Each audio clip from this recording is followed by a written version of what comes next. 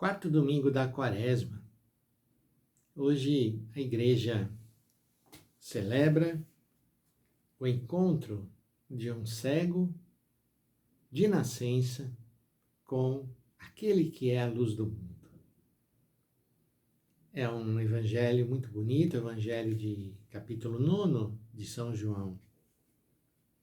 E hoje também, como vocês podem reparar, os paramentos assumem uma cor rosada.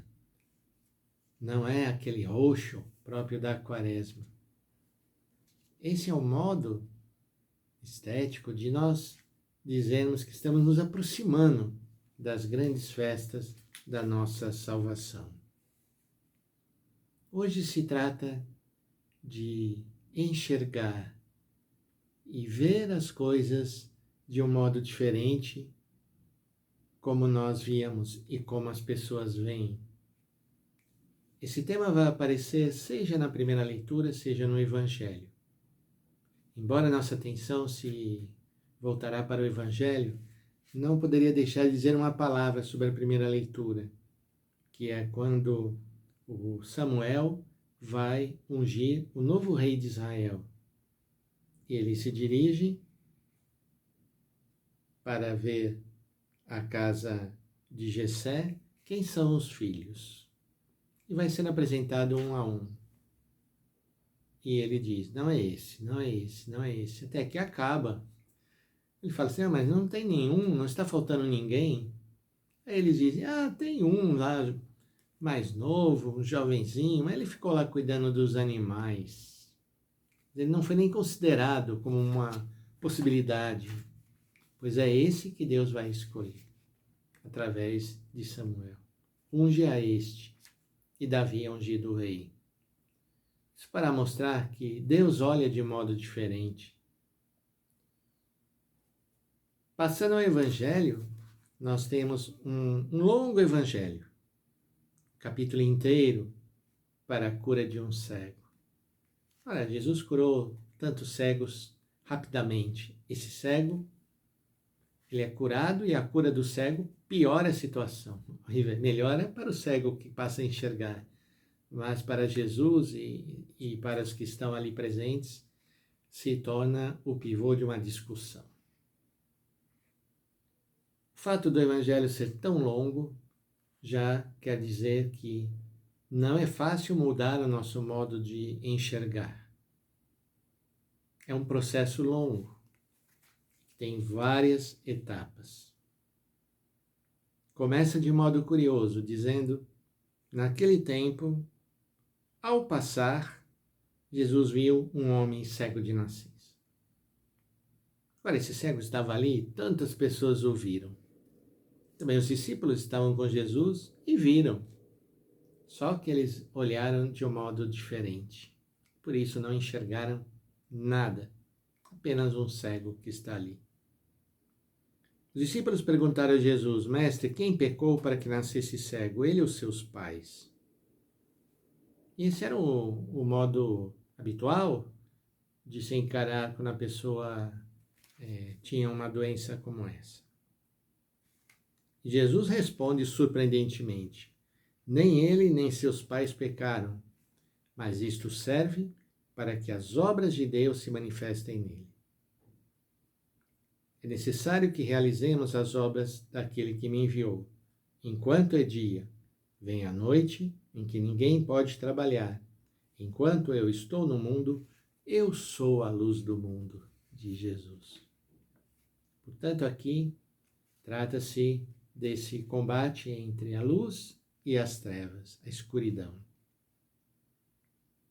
Dito isso, Jesus cuspiu no chão, fez lama com a saliva e colocou-a sobre os olhos do cego. Muitos podem olhar esse detalhe dizendo, isso é um gesto de magia. Não, o tocar para um cego é muito importante, porque é o modo dele estabelecer a relação. Como ele não pode ver, tocar o cego, tocar os seus olhos, é o modo de entrar em relação com Ele. Vencer aquela barreira. Quando a pessoa é cega, nós podemos passar ao lado dela e ela não vai nem saber que estamos passando. E Jesus diz a ele: vai lavar-te na piscina de Siloé.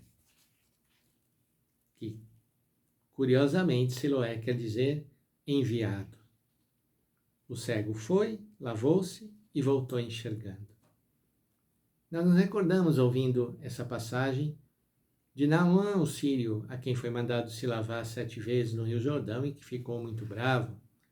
O cego vai, obediente, faz e volta curado. Não há palavra de cura, nada. Simplesmente isso. Jesus coloca a lama com a saliva nos olhos do cego e pede que ele vá lavar-se. Os vizinhos e os que costumavam ver o cego mendigando diziam: não é aquele que ficava pedindo esmola? Uns diziam: sim, é ele. Outros afirmavam: não é ele, mas alguém parecido com ele. Ele, porém, dizia: sou eu mesmo. E aí vem a beleza desse evangelho, que começa toda essa discussão sobre aquele homem que tinha sido curado. E ele toma posição. É você? Não é você? Sou eu mesmo. E perguntaram: como é que se abriram os teus olhos? E ele respondeu: aquele homem chamado Jesus fez lama, colocou sobre meus olhos e mandou-me ir lavar-me a Siloé. Fui, lavei-me e comecei a ver. E perguntaram-lhe: onde está ele? Respondeu-lhe: não sei. Portanto, a primeira declaração desse homem é um homem chamado Jesus. Levaram então aos fariseus o homem que tinha sido cego, e era sábado o dia. No sábado não se podia fazer nada. Novamente perguntaram a ele como ele tinha recuperado a vista. Ele responde afirmando: colocou lama sobre meus olhos, fui lavar-me e agora vejo. Disseram então alguns dos fariseus: este homem não vem de Deus, não guarda o sábado. E outros disseram: mas como pode um pecador fazer tais coisas? E havia divergência entre eles. O Evangelho vai mostrando como o gesto de Jesus vai criando uma divisão entre os que acreditam e os que não acreditam. Perguntaram outra vez ao cego: e tu que dizes daquele que te abriu os olhos?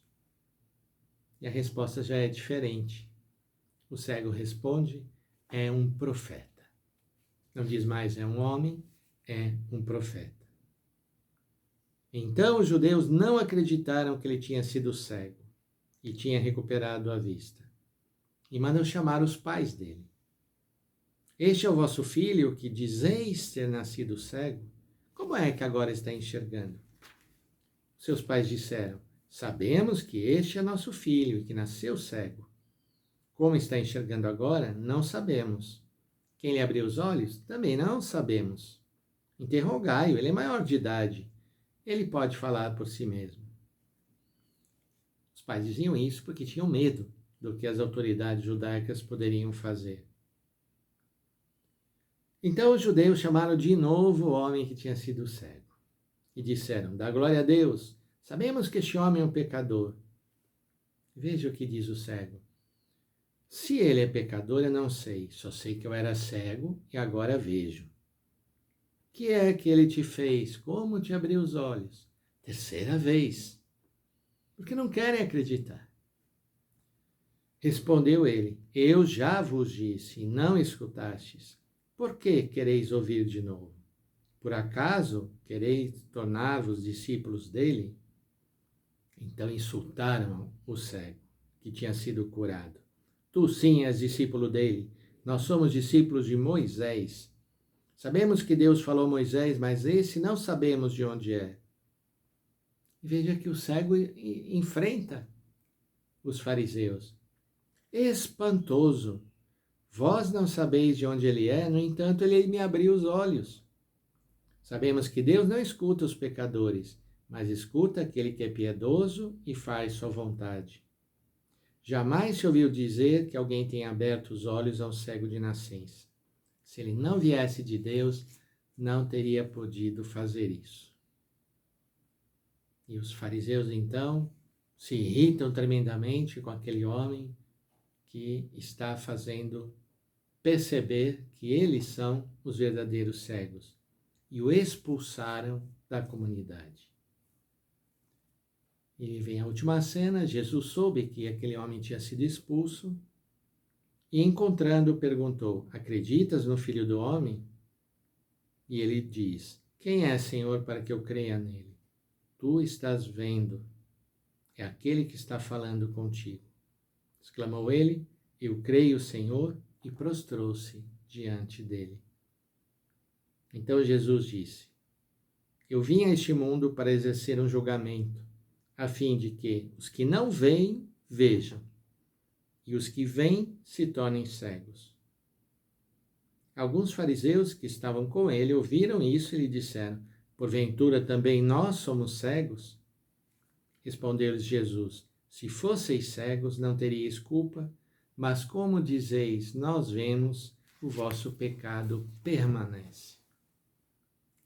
Que texto lindo, irmãos e irmãs. Vamos deixar esse texto cair no nosso coração. Vamos perceber as vezes em que nós também somos cegos, não queremos ver aqueles que precisam de nós. Insistimos nas nossas mentalidades antigas e ultrapassadas. Que o Senhor, luz do mundo, venha nos iluminar, venha trazer essa certeza de que Deus quer que nós enxerguemos, Deus quer que nós tenhamos a vida e a vida em abundância.